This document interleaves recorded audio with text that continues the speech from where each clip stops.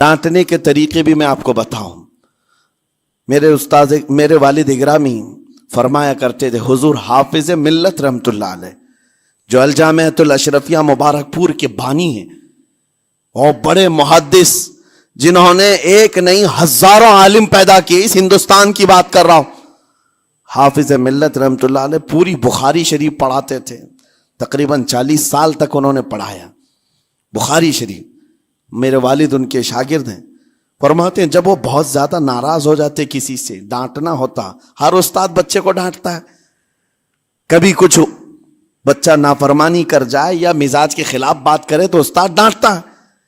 तो हाफिज मिल्लत रहमतुल्लाह अलैह अगर किसी शागिर्द को डांटते भी गुस्से में तो कहते हैं ए जन्नती क्या कर रहा है।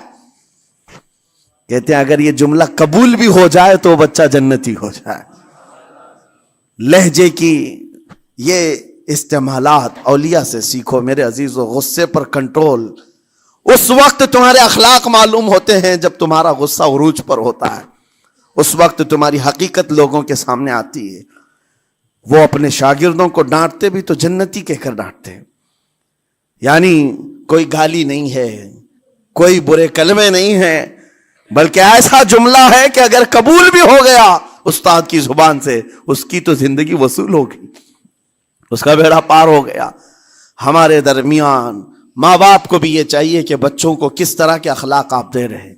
गुफ्तगू करने के मुतालिक कुरान में अल्लाह ताला ने आदाब बताए हैं।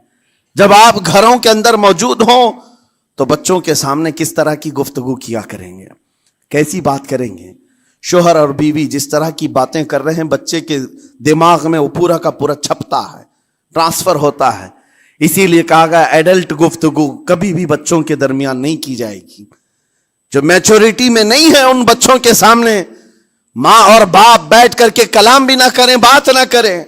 माशरा तो आज ऐसा है, सब पूरी फैमिली लेकर के बैठे हुए हैं और हद तो यह है कि गंदी फिल्में सामने लगी हुई रहती हैं। वो कैसे बचा पाओगे? 4 साल 5 साल के बच्चे के अंदर भी वो गुफ्तगू, वो मुकालमात, एक दूसरे से बात करने की तमीजें, वो सब वहां से सीखता आ रहा है। घरों के अंदर माहौल को तब्दील करने के लिए आपकी अपनी जुबान पर कंट्रोल और अपने बच्चों की तरबियत और उनकी जुबान पर कंट्रोल बहुत जरूरी है। फिर देखना आप ये मुआशरा पैदा करके कल को आपका बच्चा निकलेगा, उसकी तमीज उसके अखलाक पर हर कोई अश करेगा। चंद दिनों की मेहनत है आपकी, लेकिन बच्चे जब सलीके के साथ गुफ्तगू करें तो लोगों का दिल जीत लिया करते हैं। बात करने के आदाब ऐसे हैं कि लोग दिल जीत लिया करते हैं। ये मेरे उस्ताद गिरामी मिस्र के रहने वाले थे। जब खिताबत हमें सिखा रहे थे गुफ्तगू करने के आदाब, तकरीर करने के आदाब, तो एक इमाम गजाली का कौल था कल्लिमुन्नास अला क़द्रि उक़ूलिहिम, लोगों से उनकी अक्ल के मुताबिक बात करो। इस पर वो समझाते हुए हमें ट्रेनिंग देते थे और कहते थे कि तुम्हारे पास आने वाले कई तरह के लोग होंगे। अगर तुम इमाम हो, अगर दाई हो, खतीब हो, मुकर्रिर हो, कोई गरीब घर से, कोई बड़े अमीर घर से, कोई पढ़ा लिखा आएगा, कोई जाहिल होगा, कोई बदतमीज भी होगा, कोई नेकोकार, कोई गुनहगार, सब तरह के मिक्स मजमुआ तुम्हारे पास होगा।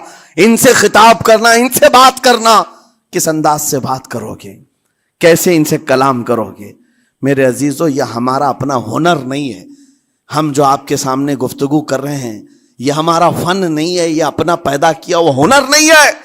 हमें सिखाया गया था सिर्फ और सिर्फ आपको इस मजमे से और ये आए हुए जम्मे गफीर से बात करने के लिए एक ही उसलूब अपनाना है। देखना है कि रसूलुल्लाह कैसे बात किया करते थे। मेरे आका सल्लल्लाहु ताला अलैहि वसल्लम का उसलूब अपनाओ।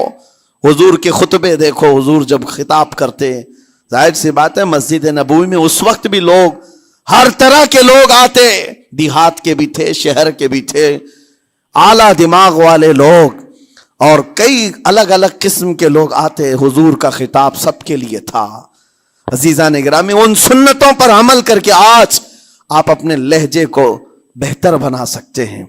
बस मेरी गुफ्तगू का खुलासा यही है कि अल्लाह ताला हमें जुबान का सही इस्तेमाल अता फरमाए, वरना ये जुबान की सख्तियां और इसकी कड़वाहट हमें दोज़ख में भी ले जाती है, दोज़ख तक ले जा सकती है। اللہ تعالیٰ اس کی مکاریاں، اس کی عیاریاں اور اس کی شرانگیزیوں سے ہم سب کی حفاظت فرمائے۔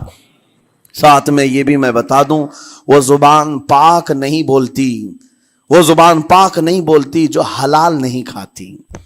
یہ بھی بزرگوں نے فرمایا ہے، یہ زبان پاک نہیں بولتی جو حلال نہیں کھاتی، اسی سے ہر کچھ گزرتا ہے، اندر پیٹ میں جاتا ہے۔ حلال لقمے اس سے گزارو تو زبان پاک بولے، اللہ کا ذکر کرے اور تمہیں زبان میں وہ لذت آنے لگ جائے، لیکن اس سے حرام لقمے گزارتے رہو گے، اس کے لہجے کی سختیاں بھی آ جائیں گی، اس کے اندر کڑواہٹ بھی آ جائے گی، گالی گلوچ، یہ سارے استعمالات یہ زبان کرنے لگ جائے گی۔ کیوں؟ اس سے حرام لقمے جو گزارے جا رہے ہیں۔ اس چیز کا بھی خیال ضروری ہے۔ زبان کو جس طرح کا پیٹرول دو گے ویسی چلے گی یہ گاڑی، جس طرح کا ڈیزل اس کے اندر ڈالتے ہو، حرام یا حلال، یہ بہت معنی رکھتا ہے۔ اور ایک بات یہ بھی سن کر کے چلے ہیں کہ حضرت سلیمان علیہ السلام کے زمانے میں ایک مناظرہ ہوا تھا علماء کا۔ بعض لوگوں نے کہا کہ انسان کی ایک جماعت تھی، انسان کی زبان افضل ہے، منہ افضل ہے، اس لیے کہ وہ اللہ کا ذکر کرتی ہے۔ بعض نے کہا کہ نہیں، انسان کے پیچھے کا مقام اچھا ہے، اس سے بہتر ہے۔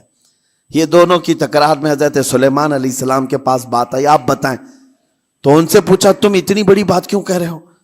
اس کے پیچھے کا مقام اچھا ہے۔ کہا کہ اس لیے کہ وہ صرف نجاست نکالتا ہے، وہ صرف نجاست نکالتا ہے، وہ مقام غلاظت باہر کرتا ہے، غلاظت اندر لیتا نہیں۔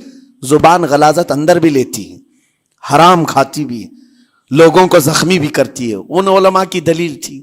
تب آپ نے فرمایا بات ٹھیک ہے، جس انسان کا زبان پر کنٹرول نہیں، حرام کھاتا ہو اور بد کلامی کرتا ہو، گالی گلوچ ساری چیزیں کرتا ہو، آپ نے فرمایا اس سے بہتر اس کا پیچھے کا مقام ہے۔ اور جو انسان کنٹرول رکھتا ہے، حلال کھاتا ہے اور لہجے کی نرمی رکھتا ہے، ظاہر سی بات ہے اس کا منہ ہی افضل ہے، اس کی زبان افضل ہے۔ اب یہ تو فیصلہ سب کا ہے، کس کو کیا چیز اختیار کرنی ہے۔ عزیزان گرامی اوقات، یہ بہت بڑی بات ہے جو میں آپ کے سامنے کہہ رہا ہوں۔ زبان کو اگر کسی دوسری جگہ سے کمپیئر کیا جائے تو لگتا ہوگا نرم، یہ بالکل اچنبے والی بات ہے، عجوبے والی بات ہے، یہ کون سا کمپیریزن ہے؟ وجہ یہی ہے، بعض لوگوں کو ہم نے اتنا گندا بولتے ہوئے دیکھا ہے، اس سے بہتر ہے کہ وہ نہ بولیں۔ لوگوں کو زخمی کرتے ہیں، کسی کے مقدسات پر حملے کرتے ہیں۔ اللہ تعالیٰ ان کے زبان کی شرارتوں سے ہماری حفاظت فرمائے۔